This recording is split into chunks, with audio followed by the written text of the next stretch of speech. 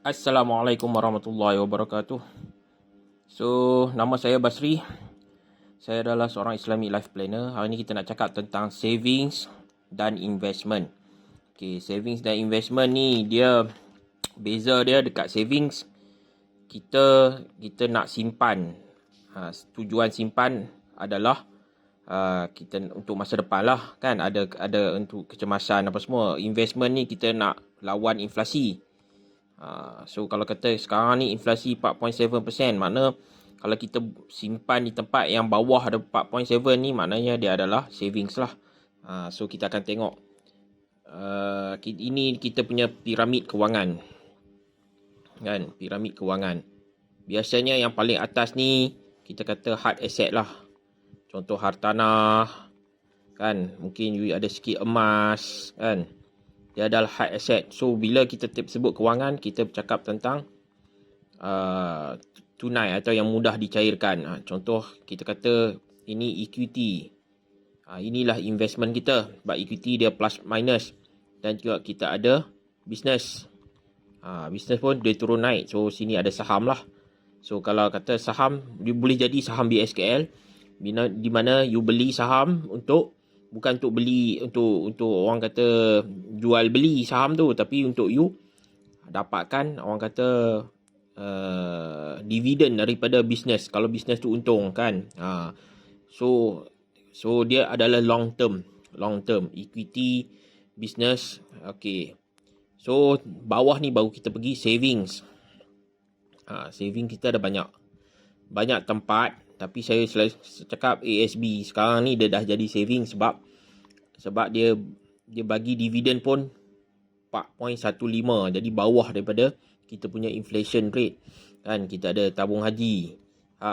So tempat ni dia bagi 4%, bagi saya good enough untuk kita punya saving. Kita ada juga tempat yang bagi 4%, 4 hingga 6%, iaitu income first daripada FWD. Walaupun dia takaful, tapi dia more to savings lah kan. Apa saja jumlah saving kita tu yang jadi kita punya hibah nanti. So income first. So ASB, tabung haji, income first.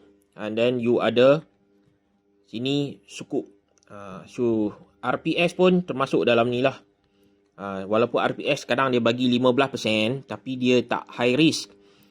So maksud dia kalau kata company tu bankrupt pun, dia still kena cairkan dan bayar balik dekat pemegang saham keutamaan.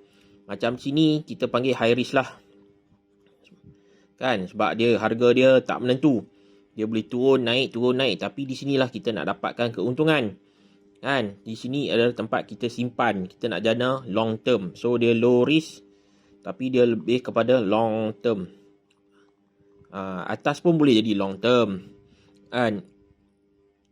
So tapi dalam hal ini kita dah tahu dah kita nak savings dekat sini. So tapi kita nak gandakan lagi sebab nak lawan inflasi. 4.7 setiap tahun inflasi, disebabkan money printing, inflasi akan bertambah. So sebab itu kita kena belajar benda-benda kewangan ni. Inflasi bukan disebabkan harga barang. Harga barang turun naik tu disebabkan supply and demand. Tapi inflasi ni adalah disebabkan kejatuhan nilai wang. Nilai wang dicetak terlampau banyak kan. Jadi maknanya orang ada banyak duit. Bila duit tu banyak, maknanya pasaran tu dia tepu dengan duit. Ramailah orang, duit tu dia jatuh nilai. Sebab apa? Orang dah ada duit untuk beli barang. Walaupun distribution dia tak orang kata tak sepenuhnya. Maksud dia ada orang tak dapat duit, tapi ada orang dapat duit lebih. Itu bergantung.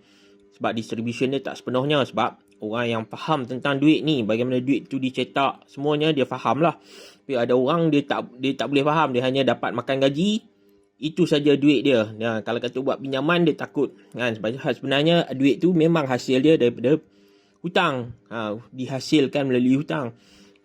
Tak apalah kan. Tapi kita nak cakap tentang orang kata investment. Makna investment ni dia ada sedikit high risk lah, di mana nilai dia boleh jatuh. Kalau business tu dia boleh bankrupt kan. Kalau kita kata unit trust, nilai dia boleh jatuh, tapi unit dia still ada. Cuma kalau kata low risk ni, Dia long term lah. Cuma dekat RPS ni, orang pergi sukuk ni, dia ada kelebihan sebab modal dilindungi.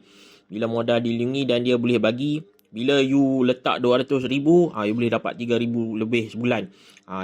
Dia semakin tinggi kita punya modal, semakin higher dia punya dividen dia. So kalau kata setakat letak 10,000 mungkin tak dapat lah, mungkin 7-8% macam ASB dulu. Cuma beza dia bukan macam ASB sebab ASB dia compounding, sukuk dia tak compounding. Modal dia kekal. Maksud kalau letak 10,000, 10,000 lah. Tapi bila dia kata 8%, maknanya dia dapat 800. 800 tu mungkin kontrak 5 tahun. Jadi 800 tahun kali 5 tahun dapatlah 4,000. So 10,000 tu dapat balik. So total semua dia hanya untung 4,000 lah. Dia tak ada compounding. Tapi dia selamat lah.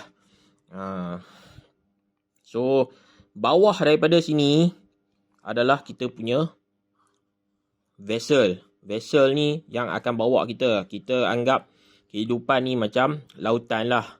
Lautan yang akan bawa kita punya masuklah hard asset. Saya tak masukkanlah kereta dalam ni pasal kereta bukan aset kan. Dia tiap-tiap tahun nilai dia jatuh dan mungkin tahun yang ke-10 dah tak ada nilai, dah jadi besi buruk.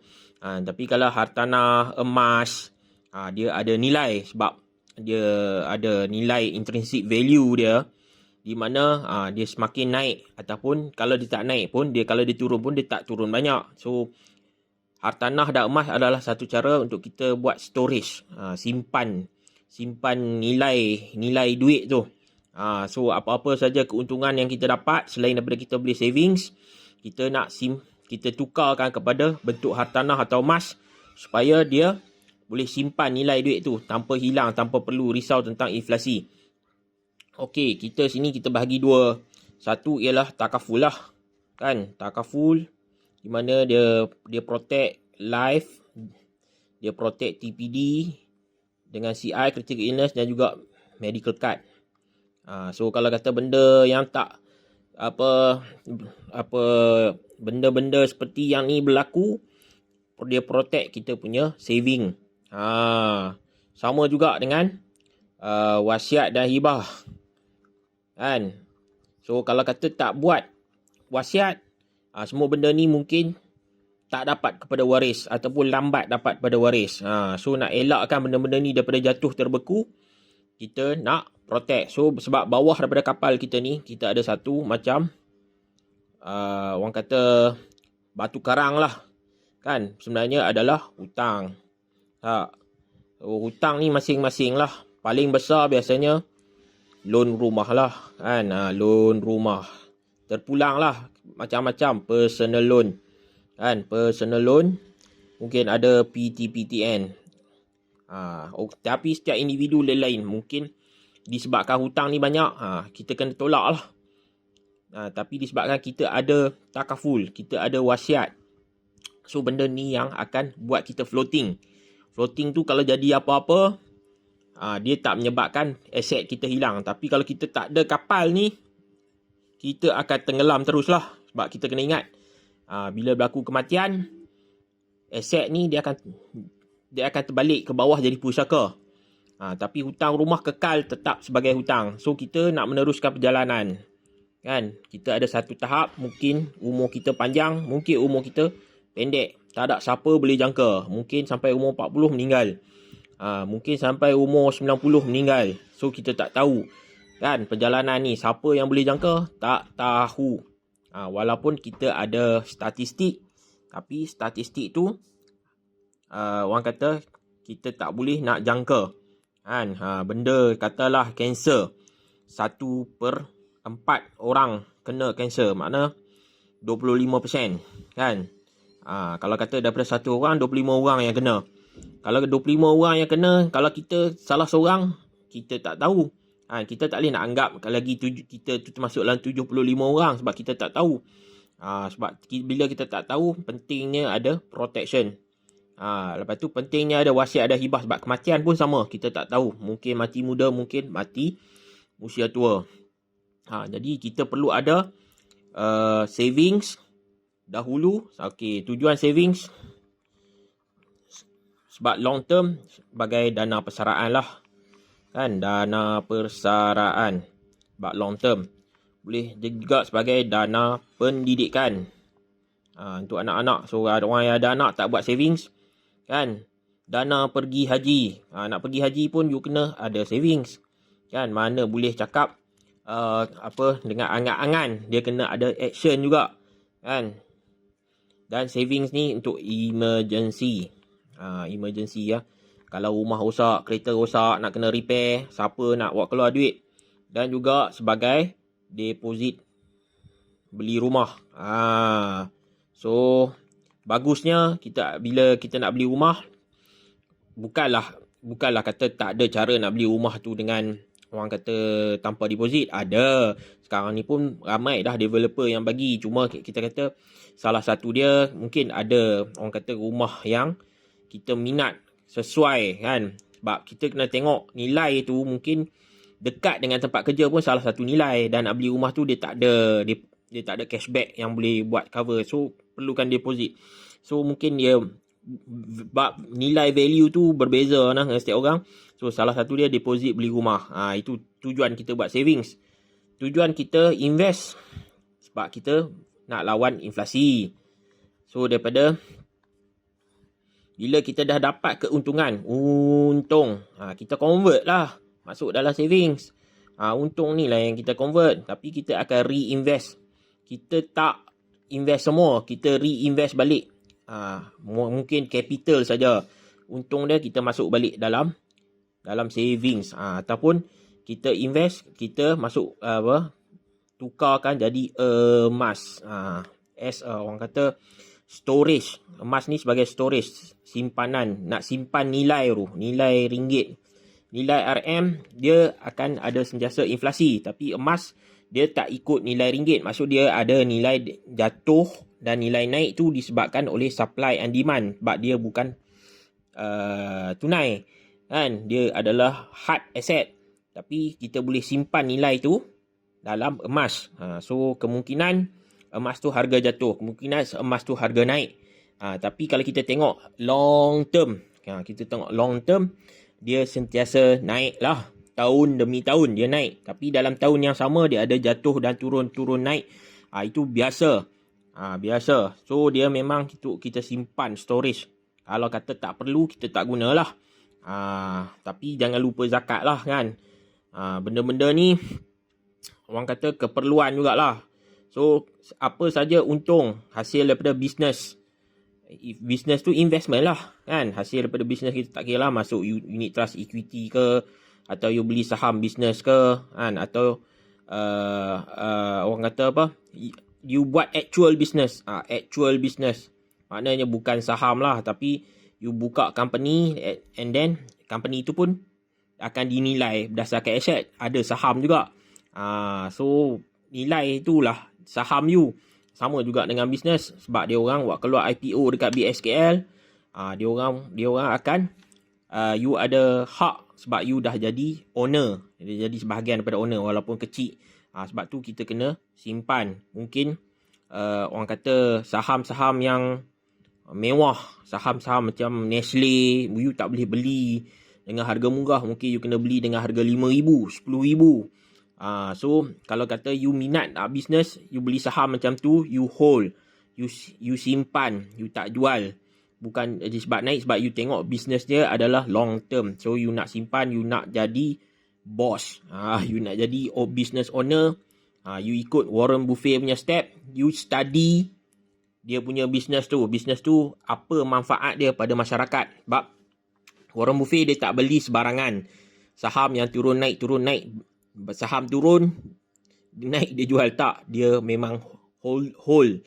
Dia adalah pemegang saham, pemegang bisnes. So dia beli apa, saham Coca-Cola, dia beli saham Gillette, dia beli saham Visa, kan, saham bank.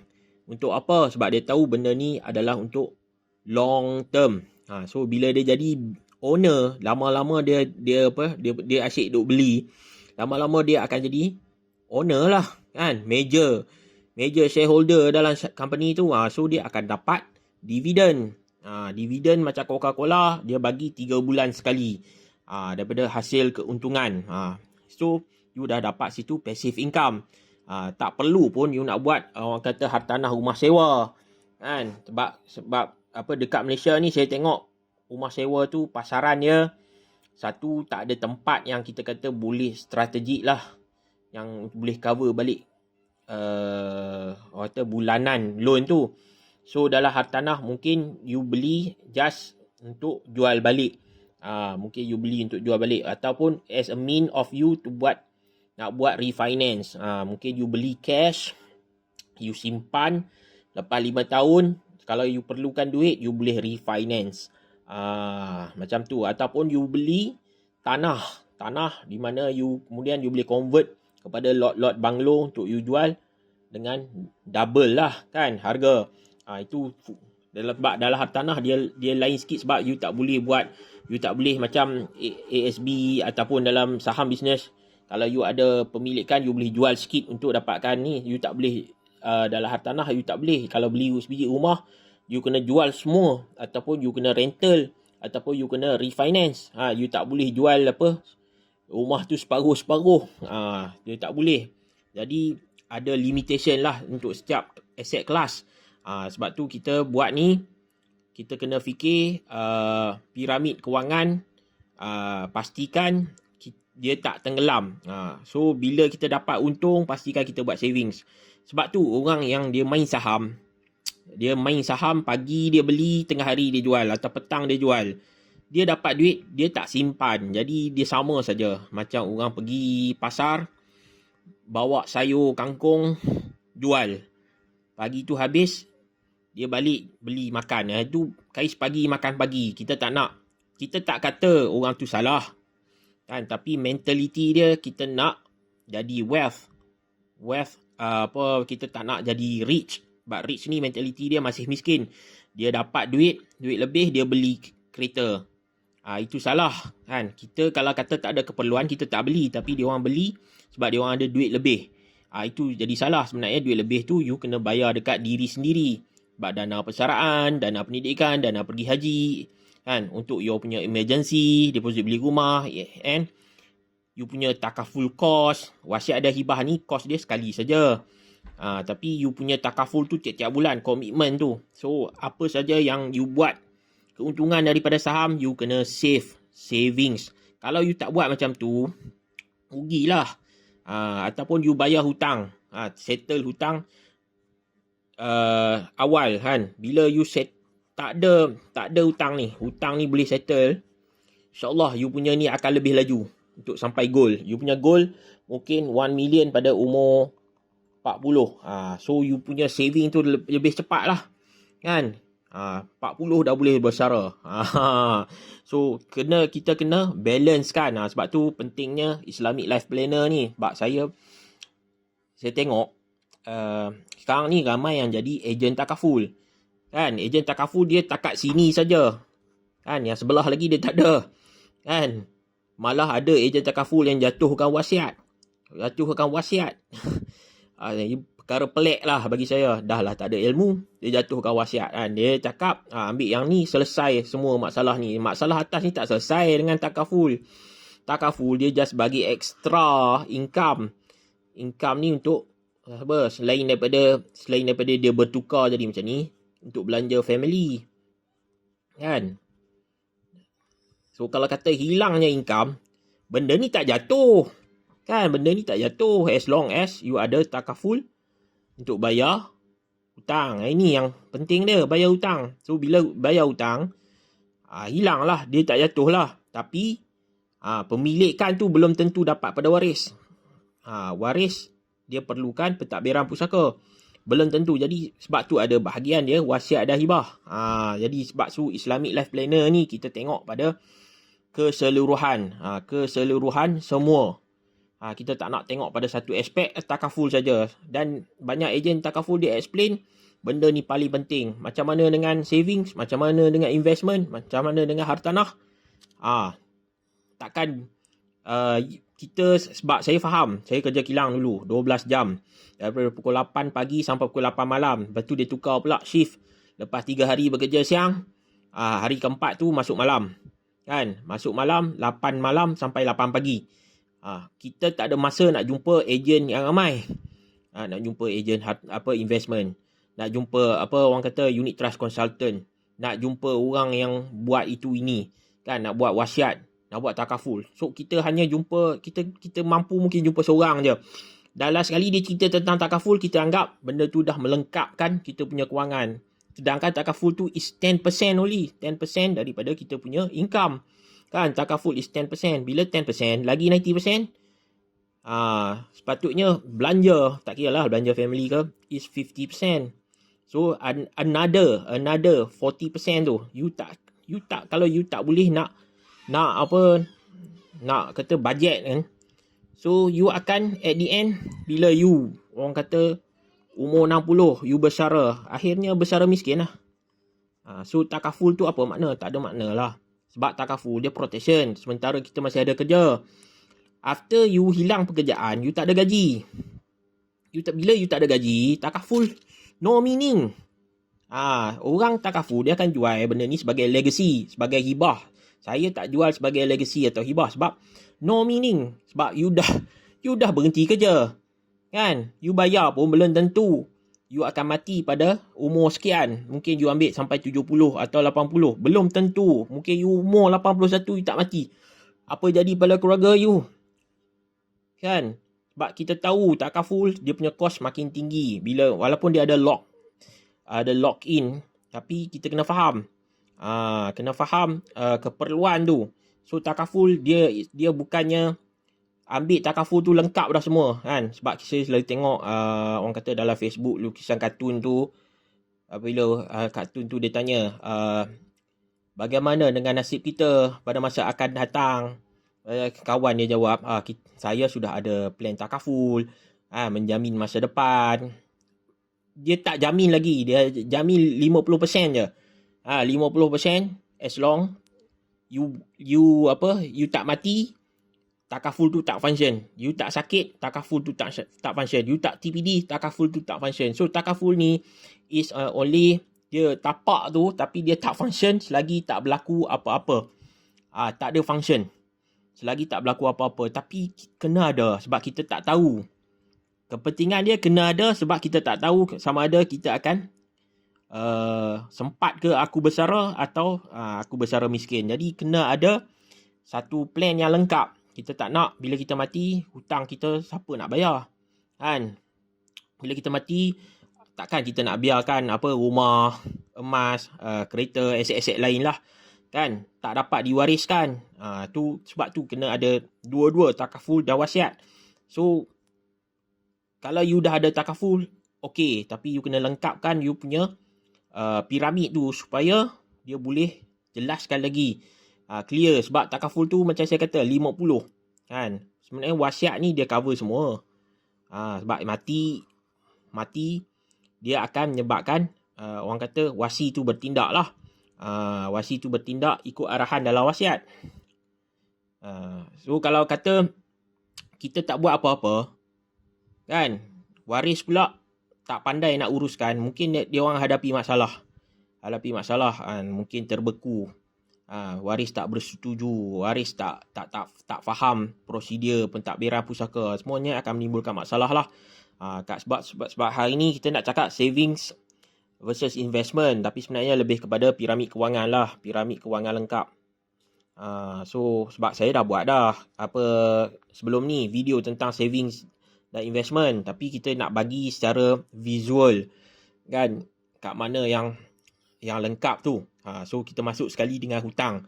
So kita nak pastikan kapal yang kita bawa ni, so takaful, wasiat yang kita buat sebagai kapal ni boleh angkut benda ni sehingga sekian-sekian umur.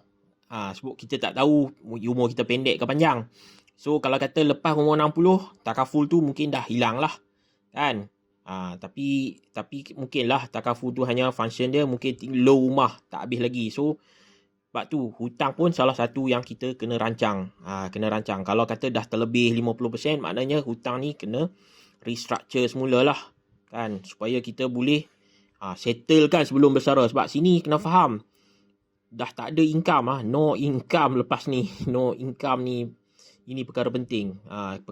So you kena ada a big amount of savings untuk you punya retirement. Sebab retirement nanti inilah you punya income.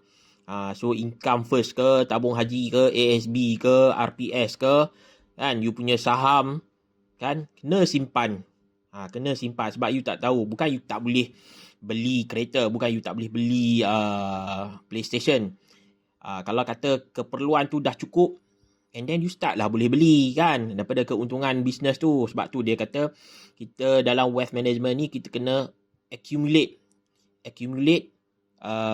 enough kita punya target tu. Contoh kita target nak 1 million, kan.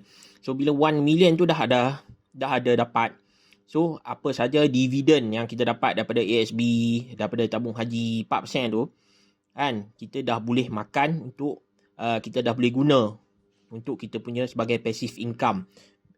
Once kita dah reach 1 million, kita dah boleh guna untuk passive income kita. Kita dah boleh berhenti kerja, kita dah boleh bayar hutang, kita dah boleh beli apa yang kita nak. Tak semestinya barang tu barang yang mahal, kan, tak mewah. Kita hidup macam biasa lah, kan. Warren Buffett dia tak hidup mewah pun, kan. Cuma dia ada, orang kata, wealth, kekayaan yang banyak lah, kan. Sebab kita kena faham, kekayaan ni banyak mana pun kalau kita belanja je akan hilang. Biar bertahun dikumpulkan. Dan jadi lagu search pula lah, kan. Tapi kena faham lah, dia kekayaan ni sekelip mata boleh hilang, kan. Sebab kita mati, pum, keluarga jatuh miskin sebab hutang tak bayar lagi. Sebab tu pentingnya kita visualize kita punya piramid kewangan ni semacam kita punya kapal lah untuk berlayar. Sebab kita tak tahu lautan tu dia bergelora sekejap, ada ribut, sekejap ombak tinggi, kan. Mungkin kita akan sampai lebih awal pada destinasi, alhamdulillah, kan. So tak perlu dah takaful time tu, kan. Tak perlu dah takaful, tak perlu lah, kan. Cuma kita bila dah sampai di kita punya destination, takaful kita boleh buang sebab kita dah tak ada hutang, kan. Kita dah tak ada apa orang kata, kita memang dah tak ada income, kita berdasarkan kita punya passive income saja. Jadi itu tinggal wasiat je lah. Wasiat ataupun kita nak buat hibah pun boleh, kan. Jadi sebab tu kalau boleh sebelum you ambil takaful, kan. Sebab saya pun ejen takaful, tapi saya tak anggap diri saya sebagai orang yang jual takaful tu melengkapkan. Dia hanya sebahagian je, 10% je. 10%, another 10% is our punya savings. Sebab tu pentingnya apa dia punya ratio untuk bayar tu. So tapi nak dapatkan saving yang tinggi, you kena invest lah, kan. Invest dalam equity business, dan bila you dapat untung tu, you buat savings lah. Tu penting dia. Sebab tu 10%. Another 80% is you punya budget. You punya budget. So pastikan bila you beli atau belanja family, you kena budget lah siap-siap. Kita tak boleh nak control, kan. Kalau boleh 80% tu pastikan orang kata hutang kita taklah tinggi 30-40%, jangan sampai 60%, sampai nak belanja family pun tak ada. Tu jangan, tu menyusahkan diri. Kalau kata dah hutang pun dah 60%, mana nak datang lagi takaful, mana nak datang lagi savings, kan. Tak adalah. Sebab tu rakyat Malaysia ni bila terlampau banyak hutang, dia tak adalah perlindungan, dia tak adalah simpanan. Dia mudah je, benda ni matematik. Cuma kita nak tengok dari segi visualization supaya kita ada mindset, kita ada pemahaman tentang ni, kan. Kita nak bawa harta-harta ni bersama keluarga kita menuju ke masa depan yang lebih gemilang, cemerlang.